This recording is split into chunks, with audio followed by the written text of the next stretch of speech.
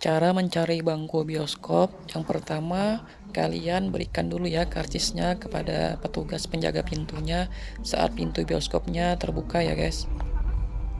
Selanjutnya kalian tinggal lihat ya nomor bangku kalian. Contohnya seperti ini F5 dan F6. Jadi kalian tinggal mencari angka tersebut ya.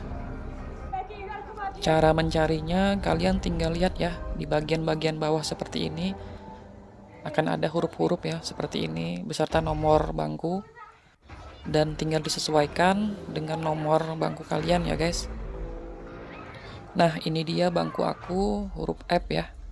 Nomor 5 dan nomor 6. Tuh, ada tulisannya juga ya. Nah, sangat mudah ya. Jadi seperti inilah tutorial mencari bangku di bioskop ya.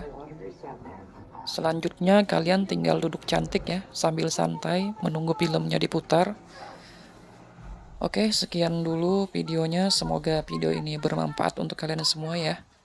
Jangan lupa like dan subscribe ya agar kami makin semangat bikin videonya. Oke, bye bye kawan-kawan semua.